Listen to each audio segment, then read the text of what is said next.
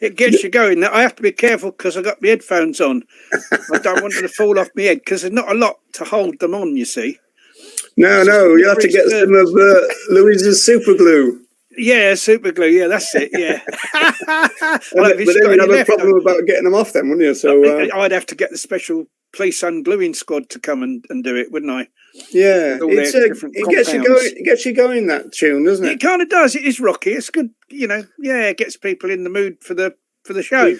So, Ronnie, radicals and militants. So this is an issue that you've been cogitating. That's a good word, isn't it? Cogitating for quite a while. I think that's the word, Roger. Yeah. So, do you want us to kick us off on this subject? Is that Misty again? It's Misty. The film must be the film star. So you'll have to do a show just with Misty because she's very militant, Misty. Because she's a member of the Miao Jihadin. Misty is. Oh no! Yeah, there we are. Yeah. Oh dear. Anyway, what do you think? Do you reckon I should remove Ronnie from that one? I'll give people a few minutes to recover.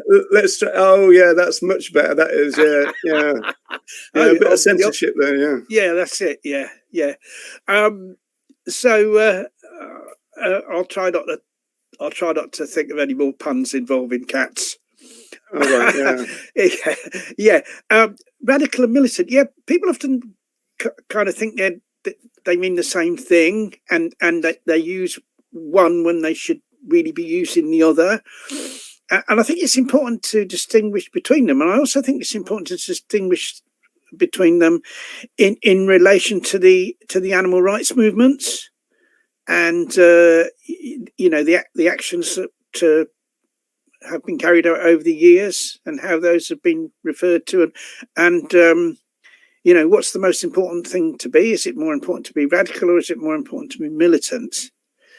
So that's the kind of thing, and I think it's this could turn into a very. So what's your version of the difference between the two, then, Ronnie? Well, radical comes from the Latin word radix, which means root. It means something that deals with the root of things. The fundamental, with kind of fundamental values and fundamental ideas, and it's really a sort of philosophical term. It's to do with the philosophy, where you want if you're a radical, you're someone who wants very, very fundamental change. So you could say that veganism is a radical philosophy. We want, as vegans, we want a radical change to a world where animals are no longer other animals are no longer oppressed by humans, and where all oppression ends. So veganism is a radical philosophy. Now, militant is a description of a style of action, and it means that it's a type of action that's confrontational, that can sometimes be described as violent, that it aims to, and sometimes, and an example of that, for instance, is like the Animal Liberation Front was a militant organisation. Well, it's still a militant organisation involving, damaging property, breaking into places. The recent tactics of animal rebellion could be described as militant, where they've blocked the entrances to dairies and stuff like that. Militant is a description of kind of tactics, and militant tactics aren't always used in support of radical philosophy or radical aims. And I think this is. It's interesting because I think it's always vital to be radical in our philosophy. And so the reason this is important to you is because you almost we're suggesting, I suppose, both of us really, that the movement has kind of historically made a bit of a mistake by turning to militancy within, say, single issues rather than thinking radical. And that would then bring in what you just said about veganism, and so it feeds into this weirdness in the movement that we took on veganism late in our development, and I suppose militancy, it doesn't kind of explain it, but it's almost like, people said, okay, well, what's going on, and then apply militancy to that rather than thinking about it in a radical way. That's what you're saying, really, isn't it? If we look at the history of the movement, and we can kind of go through this in historical terms, like prior to the 1960s stroke 1970s, you had we had an animal protection movement, well, certainly in the UK, and I think throughout the rest of the world as well, that was neither militant nor radical. In other words, you had organisations that were really kind of campaigning on single issues. Now, they may have been radical within those single issues, like an organisation, for instance, like British Union for Abolition of Vivisection, which kind of been going for a long time before the 1970s. They wanted a total end to all animal experiments. So that's kind of radical in terms of animal experiments. But it's kind of not radical in terms of the whole idea of the oppression of other animals by humans, because it only deals with one aspect of it. You see, whereas say veganism deals with everything. It's total opposition. Planetary survival, either. Yeah. I mean, it's interesting you bring up BYV, because, of course, the BYV was founded by Cobb, an Irish woman, semi-Irish woman. But anyway, she founded it because she found the NAVs was too moderate, and so the BYV was started as an abolitionist thing, but it kept within the confines, as you said, of vivisection. Then it moderated, and then in the beginning of the 80s, it was radicalized, and now it's moderated again. It kind of depends on whether or not an organisation like that, say an organisation that campaigns solely against animal experiments, right? It can be radical within a sort of confined area in terms of, like, the radical position with regard to experiments on other animals is to be opposed to all of them and want to end all of them. That's the radical position, right? Yeah. But there's a deeper radical position than that, and that's opposition to oppression of all animals, and that radical position is veganism. And so the problem is you get organisations that are radical kind of within their own box. Like you take hunt saboteurs. Hunt saboteurs are opposed to all forms of hunting. So in terms of hunting, they're kind of radical, but in terms of the overall area of repression of other animals, they're not, because they're confined to a single issue within that. You see, so there can be different levels of radicalism. And then you get organisations that kind of aren't radical at all. Say, for instance, here in the UK, Compassion World Farming. They're not opposed to the farming of other animals. They just want kind of they want to take it back to extensive better conditions and the end to life. Well, that's not a radical position. So welfarist position is not a radical position. The only radical position would be an abolitionist one. So you kind of that was the situation kind of leading up to maybe the 60s, and then you get where there was no militancy. There was kind of what you might call confined radicalism. The only organisation really leading up to the 70s that was truly radical, was certainly here in the UK, was the Vegan Society. With their opposition to all the exploitation and oppression of other animals. But the Vegan Society wasn't militant. The Vegan Society didn't go out damaging stuff and shouting and stuff like that. So they were truly radical, but they weren't militant. And then what happened in the 1960s, there's a rise here in England of the hunt saboteurs, you see, and so that they were militant, and they actually went out and disrupted hunts. So they're a militant organisation, but if they were radical, it was only in within the confines of opposition to blood sports. They weren't radical. They weren't radical at the deeper level of being opposed to all oppression of other animals. And of course, there were a lot of people in those days that got involved in the hunt saboteurs who weren't vegan.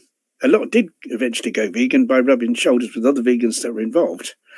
But they're kind of the stated aims of the hunt saboteurs associated aren't truly radical, because it's only opposition to one area of the oppression of other animals by humans.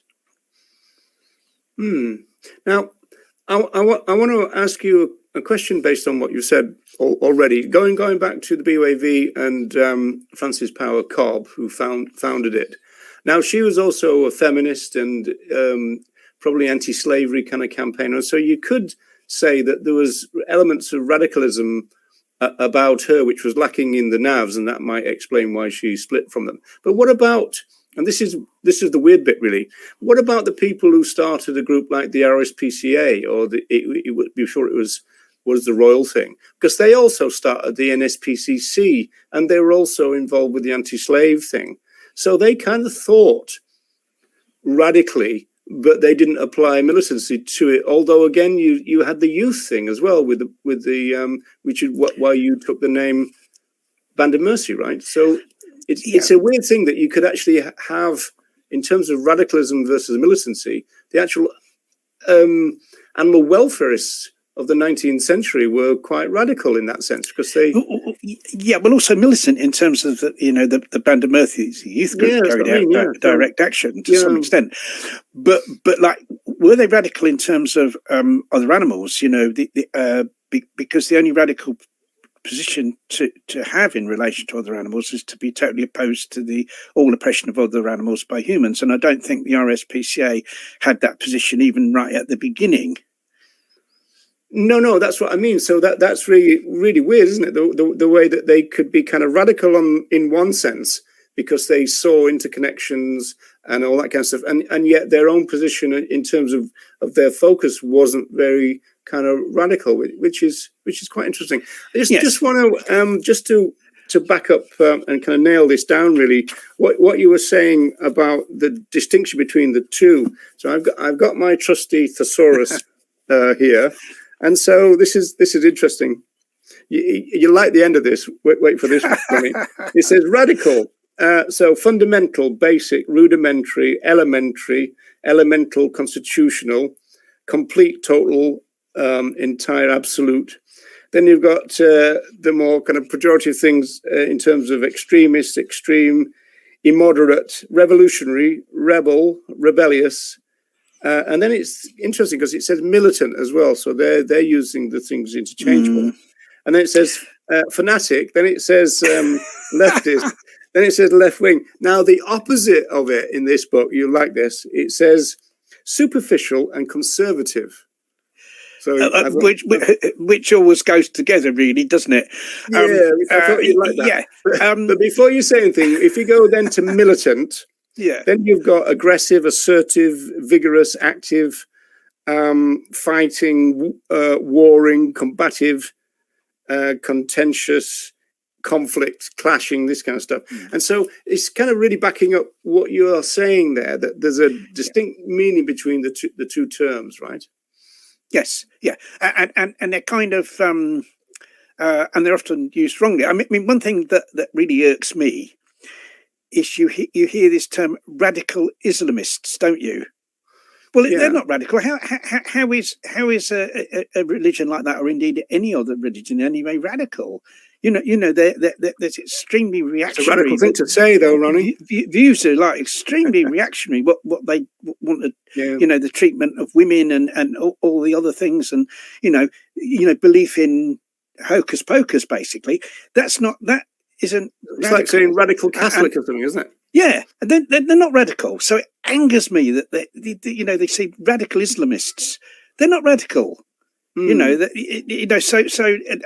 that's a wrongful use of that of that term, and it can be applied to like lots of other things. Like I'm sure there have been people that radical Catholics and radical Christians in the USA and all that, but these people they're extremely reactionary. They aren't radical. Now, there's something in this book that you I think you might have a few problems with. So this is the famous terrorists of freedom fighters. So Nocella and Steve Best, and Patrice Jones writes in this. She makes an interesting parallel between what was going on with the radical feminists and what was going on with the ALF or other forms of kind of animal direct action, if you like. And so she's basically saying that over time, there's a kind of shift where something that was seen as radical and then opposed because of its militancy becomes adopted years later by the moderate. And so this is how things kind of shift. You know, I mean, people have talked about things like Malcolm X and Martin Luther King and everything. So the things that shocked people, even the difference between suffragettes and suffragists, you know, the suffragists were critical of the suffragettes. And now everybody thinks that what the suffragettes did, although a lot of it was incredibly militant, was okay. You know, so it's almost like the passage of time. You see, in terms of radical, what you have to look at, you don't look at the actions at all. Radical isn't to do with the form of action. Radical is to do with the philosophy. So if you want to look at if you're looking at whether or not the suffragettes were radical, you don't look at their actions, you look at their philosophy. If you see what I mean, and you know, with the ALF, if you're going to look at the ALF and to decide whether or not the ALF was radical, you don't look at the actions, you look at the philosophy. What was the philosophy that lay behind the actions? You see, and it's kind of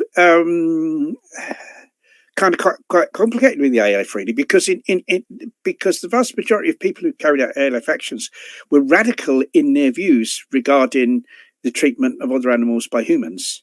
You know, the people involved who are still involved were you know, for a very large part, vegans. I mean, you know, it was acceptable back in the day for vegetarians to be involved because it was kind of, because there were kind of so few vegans around. But, you know, we did have this kind of unwritten rule that, you know, we wanted people to be at least vegetarian who took part in actions, that we wanted them to have made personal change. Well, you couldn't control that, though. You couldn't control it, no, but that was, well, you couldn't control, you know, all of the kind of what was said to be the kind of principles of the ALF weren't things we could control, but it was what somebody would have to abide by in order to be able to describe what they did as an ALF action. There's a parallel there with veganism, really, isn't it? Because we all kind of and but you see so you had kind of people, and this kind of goes back to kind of what happened in the 1970s, you know, with the animal rights movement, the animal liberation movement. You know, the 1970s was when the term speciesism was coined. Speciesism meaning, like, you know, prejudice by humans against other animals, you know, the oppression of other animals by humans, you know, simply because they're different, you know, something akin to racism and sexism, homophobia and all that. You know, it's along the same line of those things, was this prejudice, you know, prejudice against others because they're different. That term, you know, was coined in the 1970s by Richard Ryder, and it really means the same as human supremacism. It's opposition to, you know, this supremacist viewpoint that humans tend to have in relation to other animals, and lots of people began to take that on board in the 70s. You know, lots of people kind of became anti-speciesist, became opposed to human supremacism. But what happened was the actions they took and the campaigns they carried out kind of weren't in line with that. They didn't campaign on that fundamental level, because campaigning on that fundamental level would have been campaigning for veganism. But we didn't do that. I was among people that didn't do that. We campaigned on single issues, and in our campaigning on single issues, we became militants. So we were militant without being radical. In other words, you know, our direct action was aimed at animal experimentation, was aimed at the fur trade. yeah, there was some direct action, maybe against the meat industry. You know, there were vehicles destroyed at slaughterhouses and stuff like that. But it wasn't a campaign for veganism. It wasn't a campaign saying, we want humans to go vegan. We want humans to adopt vegan principles. It didn't do that. And so it wasn't a radical campaign. It was a militant campaign, but it wasn't truly radical. So where people describe the ALF as radical, it's not really correct. Yeah, so I understand that. So in that sense, Patrice kind of gets that wrong. Yeah. But, I mean, do you think it's in general sense, thinking about the movement in general, and also thinking about the fact that people started to form groups, and that meant wages and this kind of stuff. They were wary of veganism, and it was because of what you've just said. There wasn't that many of them about. And so it's a question, some people might say, well, you can't wait around for a big growth in vegans until you start campaigning, which is an interesting proposition in a way, that if the movement had focused on veganism as a moral baseline, 30 years before it actually did, it makes you wonder what shape the movement would be in a sense, because you would have still then seen presumably, this is me speculating, obviously, a growth of veganism at the same time, when the entry of the people who were more likely to be militant and take direct action at the same time. So you might have got past the problem that we've now got a lot of vegans who are not active. Yes. So you see what I mean? I mean, I know, and I didn't put that very well, but you see what I'm getting at, in the sense that if veganism was much more central back then, the two things might have grown together. I think they would. I think it kind of goes back to, see, what happened was, although people individually had a radical philosophy, people individually were like opposed to speciesism, opposed to human supremacism, and individually became vegan. What happened was the movement mimicked what had existed prior to that. In other words, it took existing campaigns and turned them militant. Like the existing campaign against animal experiments, say, that being kind of waged, I suppose, if that's the kind of right word, being run by the BUAB, by the National Anti-Vivisection Society, here in the UK prior to the 1970s. Once we got into the 70s and the dawn of the Band of Mercy and then the ALF, those campaigns, the people campaigning for that for those things, or some of the people campaigning for those things, became militants. They were demanding the same as those organisations, but the tactics were militant, if you see what I mean. And so what happened, there was this, and like there were campaigns against the fur trade leading up to the 1970s. And then what happened was that some people said, right, we're going to carry on those campaigns, but we're going to do so in a militant fashion.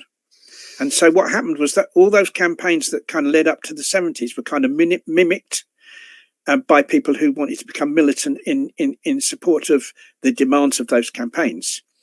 And I think that possibly because the vegan society wasn't kind of outwardly a campaigning organisation in the same ways as those other organisations were, nobody dealt with veganism in the same way. Nobody said, right, we're going to kind of take veganism and we're going to kind of run a militant campaign for veganism, or even a campaign that kind of took veganism to the streets. Nobody did that. And I'm wondering if it's because the vegan society was more of a, the vegan society did, people that ran the vegan society did go out and give talks and try to smudge the message that way, but it kind of wasn't grassroots. It wasn't like street stalls, and it wasn't kind of stuff like Animal Rebellion are kind of doing today and stuff like that. It wasn't anything like that, was it? Yeah, no. I mean, no. I always say that, I mean, my own perception of it, which is really kind of odd now, is that groups like Compassion in World Farming, who've mentioned already, they were part of the animal movement and seen so, the same as, say, the League Against Cruel Sports. So you had a lot of militants and moderates all kind of lumped in. The League, the HSA, You had compassionate farming, a bit more militant, but not much. Probably with things like Chicken's Lib and those other kind of groups based on farmed other animals. But the Vegan Society wasn't even seen as part of the movement back then, I don't think. It kind of wasn't, because it kind of wasn't seen as a kind of campaigning group. And I think that's kind of why. I mean, going back to the League, the League is another example of an organisation that's not even, or certainly wasn't then, and probably still isn't, radical in terms of its fundamental philosophy, because the League wasn't opposed to all cruel sports. The League wasn't opposed to horse racing. It wasn't opposed to greyhound racing. And the big one, fishing. And it wasn't opposed to fishing. Yeah. So League Against Cruel Sports, there's a joke in it, League Against some cruel sports, Actually, and I remember a time when we were doing a TV thing in Liverpool. It's quite funny, really, because I got a funny anecdote, but we'll probably leave that for another time. But Fiona Hughes was the spokesperson for the Hunt Saboteurs that day. And the guy in charge of the League at the time was Richard Corse, Dick Corse, that you'll know. Ronnie, and unfortunately, Fiona had a fishing as a blood sports badge on, and Dick Corse tried to get her to take it off, right? Yeah, and so Fiona came over to a few people and kind of, what should I do? And we said, well, look, the HSA position is to oppose fishing, and so if the league isn't in that situation, get the League to explain that. Not that you're going to take yours off, And if the journalist says, "Oh, so you're opposed to fishing," and then Fiona says yes, and then they turn to Dick Corse and said, "But you're not right." Well, it's for them to explain the difference.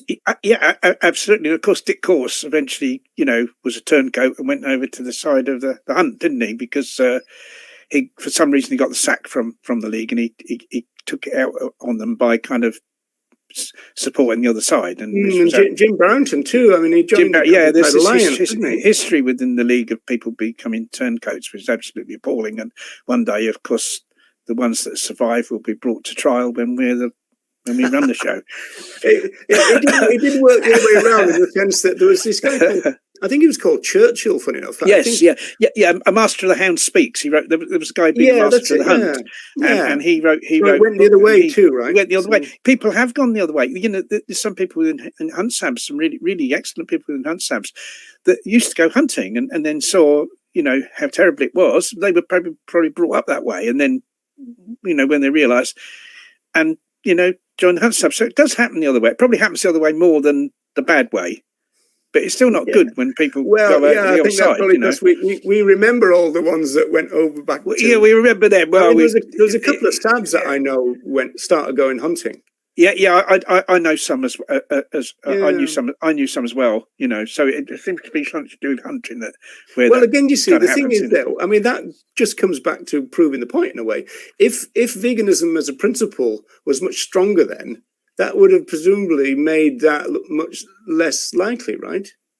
It would have done, and I think this is kind of a fundamental error we made back in the day, that there was no campaigning for veganism. You see, because what's kind of happened with the progress of veganism, it kind of all through the years. When you look at when vegan outreach kind of properly really began, which was probably about 25 years ago, the rise in the number of vegans was slow at first, and then the kind of curve starts getting steeper as more people become vegan, more other people become vegan, and bell curve, so it goes on.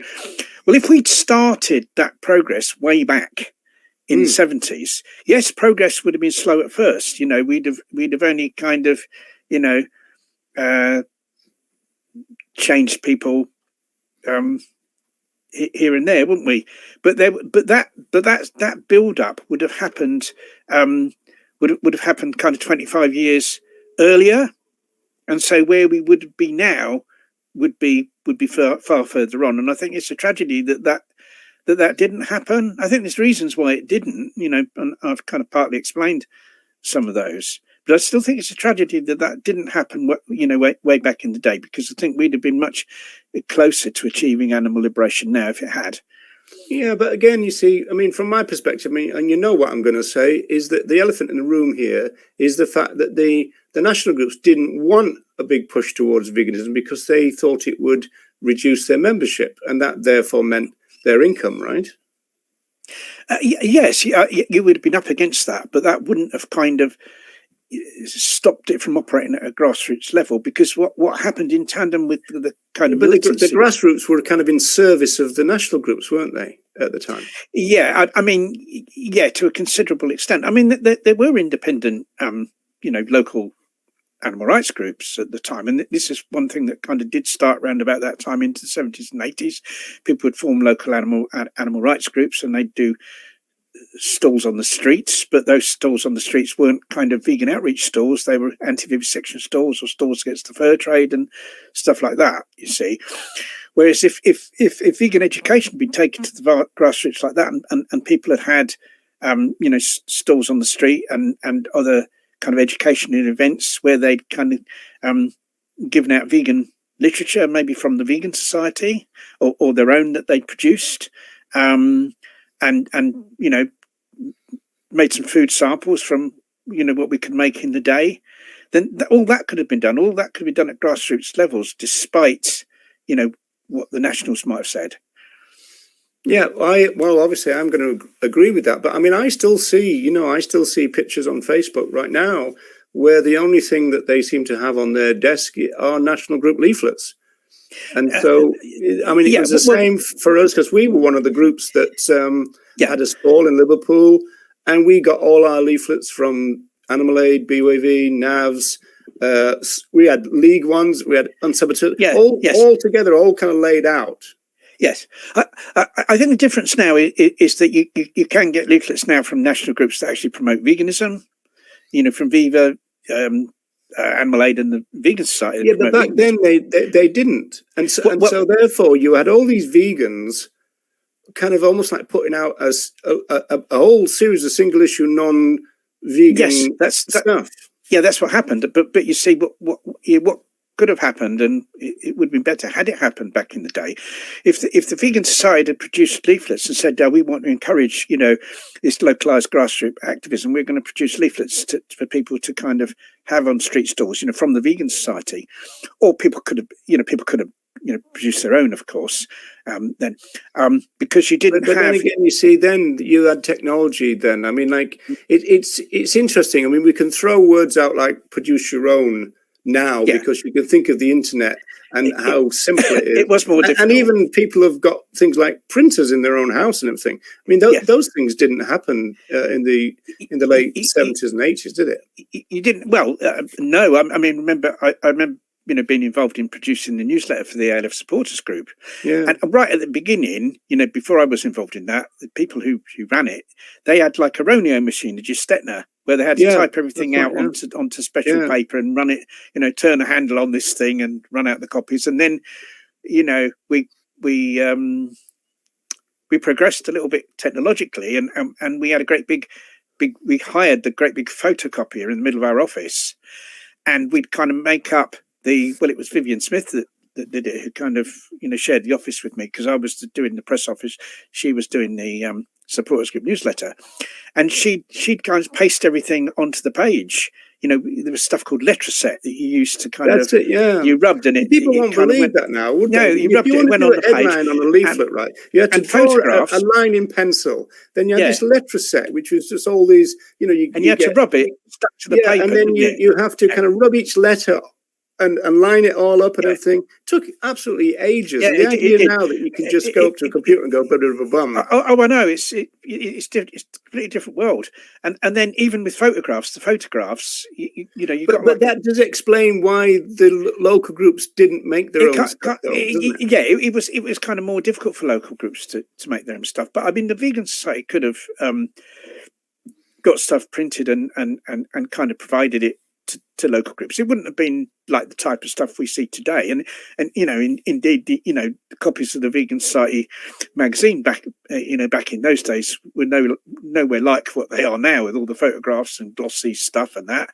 It would have been of its time, but you see, back in those days, people were more used to that kind of stuff, more used to receiving that sort of literature, because kind of that, to a large extent, that's all there was. So it would have been more difficult, of course. But I what I'm saying is, had it started then, had we had, vegan outreach back in the day there, even in a more rudimentary form than it is now, we would be further on today, because that rise would have begun earlier. But the lack of radicalism, because like the radical thing to have done would be for the local groups to insist on that and say, look, we're not going to hand out your stuff if you've got Go Vegetarian written on it. We want, we didn't really, there's kind of to and fro of information. It was a little bit top down, wasn't it? Yeah, we didn't think like that though. The thing is, we all could have done that, but we didn't think of that. No. All we did was just carry on. We're radical, were we? That's what we're saying. We weren't truly radical. We were radical in our philosophy, in terms of, we were anti-speciesists. We were opposed to human supremacists. We wanted the end of all oppression of other animals by humans. We all wanted that. We were vegan. But in terms of our actions, we weren't calling for that. We weren't campaigning for that. We were still campaigning for the same things that had been campaigned for. It's to do with practicalities almost, because if you think back to the leaflets that we were giving out in those days, the chances are that we probably wouldn't have agreed with quite a lot of what they said, right? Because it didn't have an abolitionist vegan message. Well, it depends. I think we certainly wouldn't have agreed with leaflets from Compassion in World Farming when that began, because that wasn't abolitionist, and they're saying, oh, it's all right to kill animals for food as long as they're like so-called humanely treated. Viva, they were the same. There were other groups in the beginning were only campaigning for like vegetarian. It's only in more recent years that they've kind of switched to campaigning for veganism. That's very true. But you see, it's kind of easy to look back and analyze the past and think, oh, this is where we went wrong. That it's very easy to kind of look at things like that in retrospect. It's a good job if we've got a show out of it, Ronnie. Yeah. But you see, I think it's also important to talk about today, to kind of bring it up to date with what's happened, because of course that kind of went on through the years with people campaigning like that, people campaigning on single issues, people not campaigning for veganism. That went on a long time and took various forms. Some of those forms were militant, some of those forms weren't militant. We had the ALF. The main campaigns of the ALF were against animal experiments against the fur trade, and there was considerable success with those campaigns. But there was a very real sense in which those campaigns weren't radical. They were militant, but not radical. You see, they were radical within the single issues. If you see what I mean, we wanted total abolition of the fur trade, total abolition of animal experiments. They're radical within the single issue, but they weren't radical within the kind of bigger picture of the oppression of other animals. Yeah. And then I've been monitoring the chat, Ronnie, and so there's a couple of things that will come up. Let's try and address some of those before we run out of time. So Colleen here is saying, so is it the degree of deviation from the status quo that compromises a radical philosophy? Is that what you're saying? I think it's probably more than that, because you can deviate from status quo in kind of two ways, can't you? And I think word radical does kind of mean a left-wing position, really, that you want change in that kind of fundamental way to change society. I would say for the better.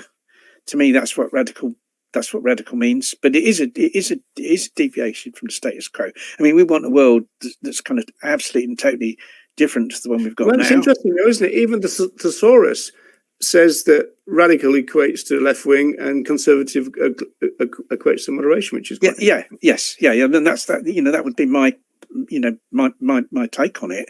But bringing things up to the present day, we've kind of constantly had these kind of militant campaigns that weren't truly radical. We see the same today. We see the same happening today all over the place. People, and once again, we see kind of a rise of militancy. Like the ALF, for various reasons, the ALF went into decline.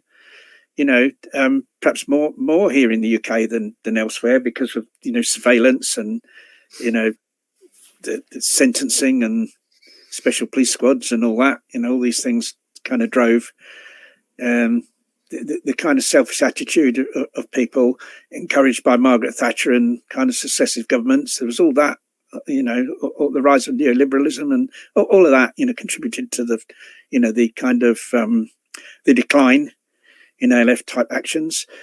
We've had kind of, there's to a certain extent like a little bit of a rise in militancy now. It's but kind of returned, doesn't it? But I mean, the social psychology of that is interesting, Ronnie, because in some senses, we could be kind of suggesting that the militancy is tied to the kind of personality that kind of needs victories and results and stuff, whereas the radical thing is to continue plugging at the fundamentals. Even if it's not as exciting or as... Yes, I think there is an element of that. I mean, you can be militant in support of a radical aim. I mean, you can obviously be radical in support. Yeah, well, we thought that would come up. In fact, there's a question or a point here by Vegan Stallion. We are radical and militant, and so we kind of was wondering about whether this kind of thing that we've done is almost like put them as opposites. And of course, that's not necessarily... So we called it radical versus militant, but you can have radical and militant, can't you?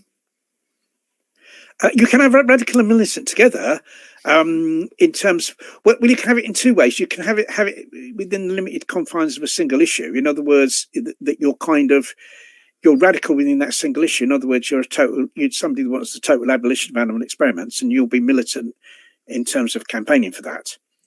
But in terms of the a more fundamental level of opposition to all oppression of other animals, then what you'd have to have is some kind of militant promotion of veganism, where people campaign for veganism. But where people campaigned with a vegan message, with a go vegan message in a militant way. And the closest anyone's kind of come to that really is Animal Rebellion. But you see, they're still kind of going on about plant-based rather than vegan. So in that sense, that's kind of also a single issue campaign, because it's saying, like what we want is animal. Yeah, but there's a circularity to this now, though, right? Because we've said that... they don't have enough vegans. We're still in the same position that we don't have enough vegans in society to drive the radicalism that we need.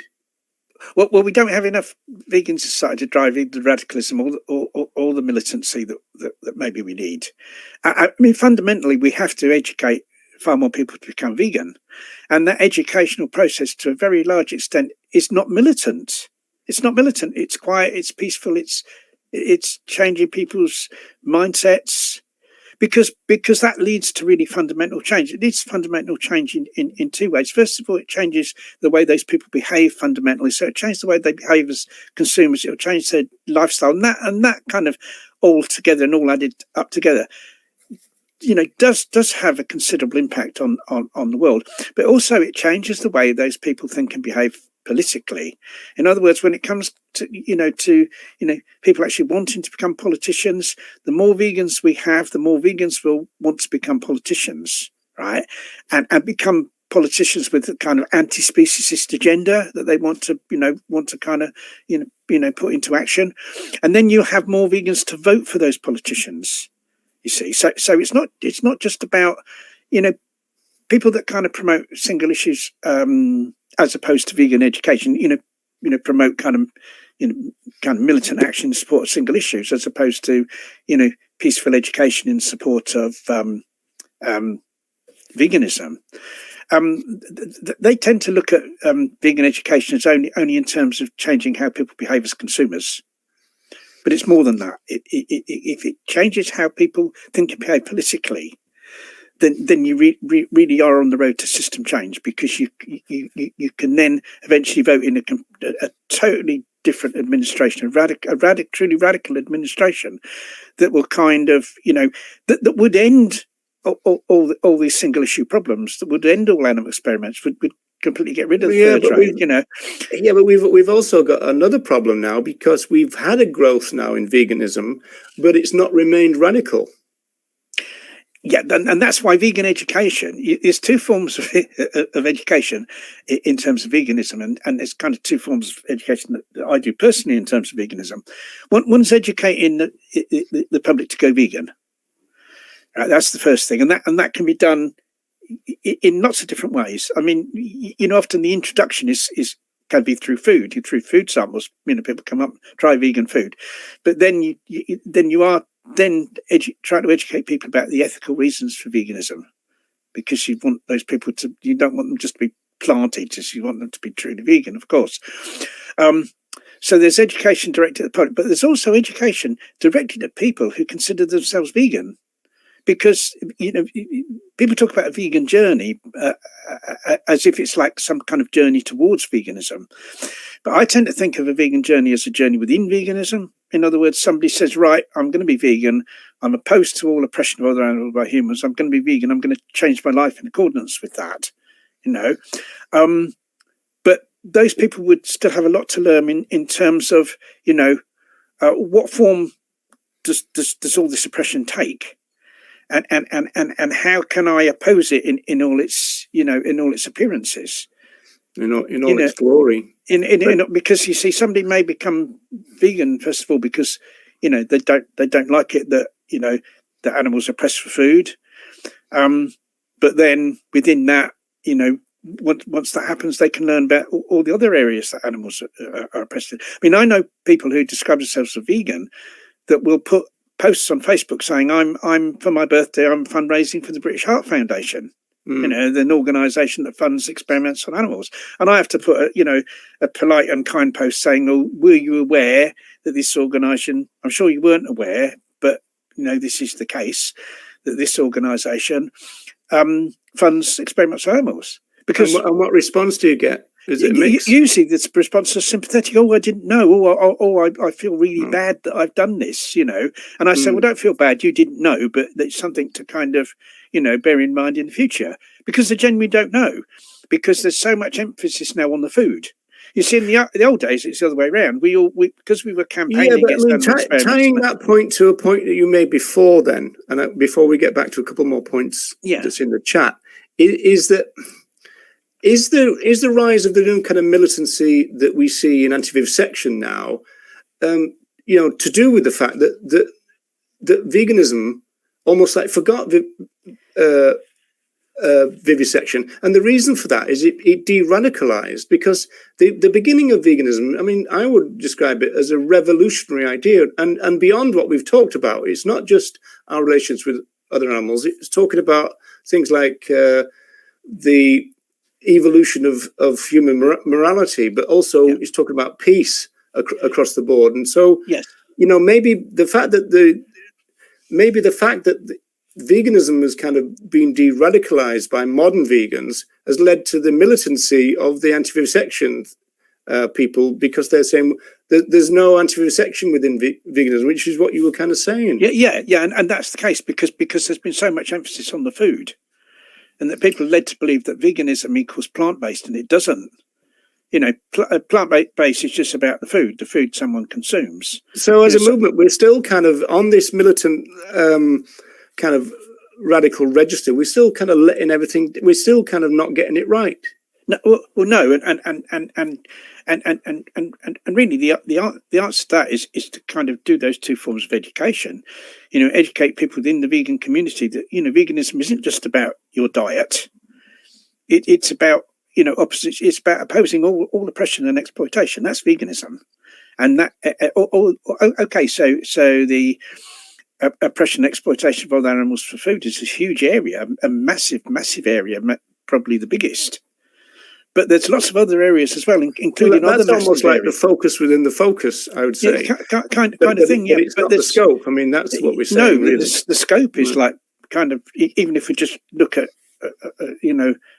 other animals, the scope is huge, because another huge area is adverse human impact on the environment. There's billions of animals, dying as we speak because of the climate crisis, which is caused by humans. It's a horrendous way in which humans have oppressed other animals.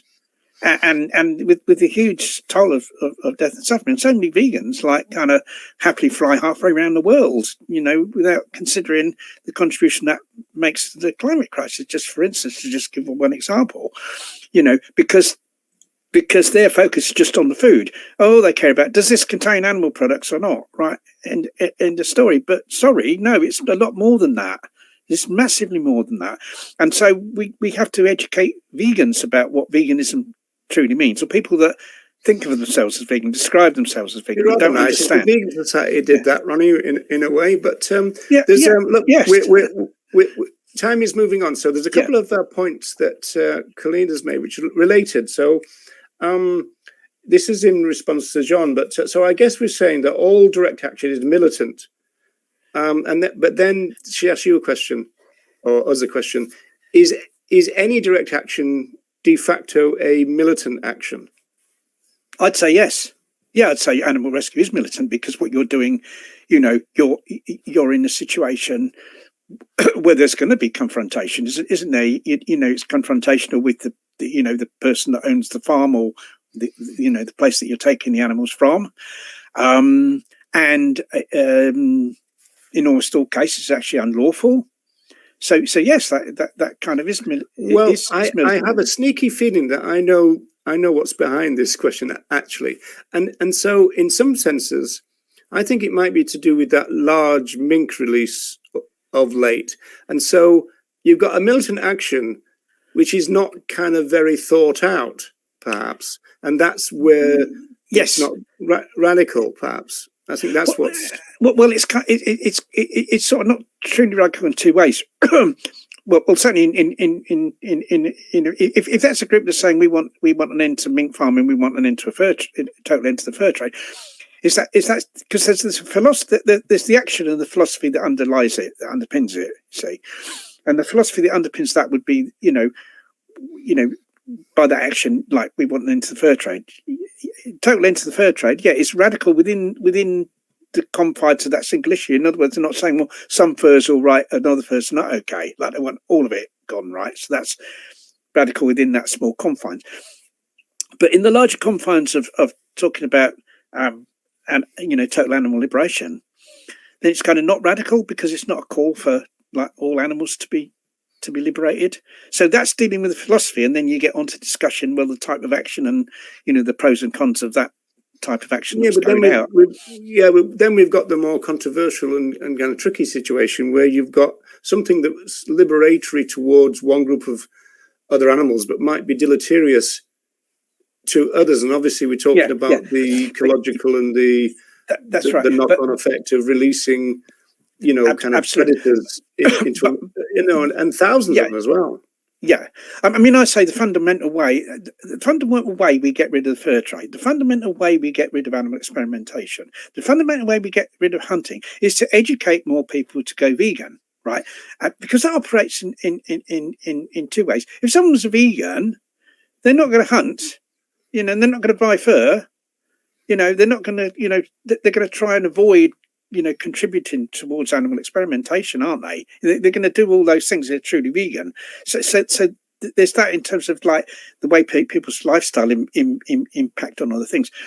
But also, would people from Camp Beagle agree with you on that, Ronnie? They would say, "Well, hang on a second. The thing is, it's like the only way. It's the only way to fundamentally end it. The only way that we're going to end. Unless we educate a very large number of people to go vegan, doesn't have to be majority, be a large minority. We're really not going to end all these things. Where's the legislation going to come from to end those things? It's going to come from Parliament, isn't it? Right. So that depends on the composition of Parliament. It depends on the nature and the views and the mindset. If we get a large population of non-radical vegans, we're not getting that far. Well, no, but this is why. This is why we have to have the education within veganism. There's an education to be done within vegans, and there's an education to be done within the general public to get those people. But on both aspects, it's education. You see, really, in a sense, and we're coming to the end of this, and it's kind of like probably a subject for another one. There's a sense in which we've protested too much and we've educated far too little, that so much of our energy has gone into protest that's really gone nowhere. that's gone nowhere, that's been banging our heads against a brick wall because we're not doing anything to change fundamental attitudes, to change fundamental attitudes of ordinary people, and to change fundamental attitudes of the administrations that we elect, right? We're not doing that. And so forever we're kind of, raging against, it's just raging against the wind or whatever you might want to say, that and it's kind of not changing anything because we haven't stopped and thought about how do we really change things. Hey, look at You're raging against the machine. Yeah, exactly. Here's a program in itself. I've heard vegans who believe in animal rights argue for culling carnivores. Now, this is close to what's called negative utilitarianism, but usually that's talking not about culling them, but about transforming them into herbivores. Which is another major problem. Yeah. Well, someone who believed in animal rights wouldn't want to cull carnivores. I mean, in terms of other ways of like we had a discussion in the last thing about kind of neutering in Spain and the fact that that's the lesser of two evils, and we're forced to make that choice because there isn't a third one because of other people. And that maybe comes close to this. But you see, I think that question of, do we make carnivores into herbivores, right? There's an argument to had about that, but we can have that after we've got a vegan, after we're in control. We can kick that down the road. Because we can't, there's no point in discussing it now, because before we can even discuss that, before there's even any chance of that happening, if it is desirable, and it may well not be, we have to have a vegan controlled society. And so let's concentrate on that first. Yeah, same with the crop deaths situation. To solve the crop death situation, we need a lot more vegans. Yes, it's as simple as that. It's simple as that. Although, of course, people that consume animal products are more respectful. But again, and to underline your thing about reflexivity, education, discourse within the vegan community, what we really need is for as many radical vegans, or what you might call ethical vegans, as possible, because we do know that there's a large fall off. I mean, John Cross mentioned this on Sky's Sunday School yesterday, saying it doesn't really matter why people go vegan in his eyes, so long as they're kind of doing it. But he did agree with Sky that if they don't encounter the ethics, there could be a problem, and that's what the research suggests. Yeah. So again, if they're not radicalized within veganism, it's a problem. Yeah. The thing is, it depends on the reason. You see, the only reason veganism is about animal liberation. Veganism is a philosophy of animal liberation. So you kind of can't. If someone kind of goes vegan for their health, then they're not vegan. They're a plant eater for their health, plant-based for their health. They only become vegan once they accept the philosophy of animal liberation. That's when they become vegan. But somebody who accepts the philosophy of animal liberation might not be totally aware of the whole area of the oppression of other animals. And so somebody can be a genuine animal liberationist without knowing certain things. If you see what I mean, they can say, I'm opposed to the oppression of other animals by humans. They might not be aware of all the different ways in which that takes place and how they can oppose that. And so that's where the education. I think we all not know certain things. One of the things that we're not knowing at the moment is good timekeeping, because no, I know. So the boss has not turned up. So I suppose we just have to shut this down. So listen, people. Sky's show should be starting any second, if not already, and so do transfer over to that, and we're going to say goodbye, and we're going to say thanks for tuning in, and we'll see you next week. And and what I'd say to all the vegans there is get out there and do your best to educate others to go vegan and radical vegan. And radical vegan, yes. I have to say that every show because it really is important. Yeah, proper vegan, Yeah. Okay, people, don't forget the Sky Show. Yeah.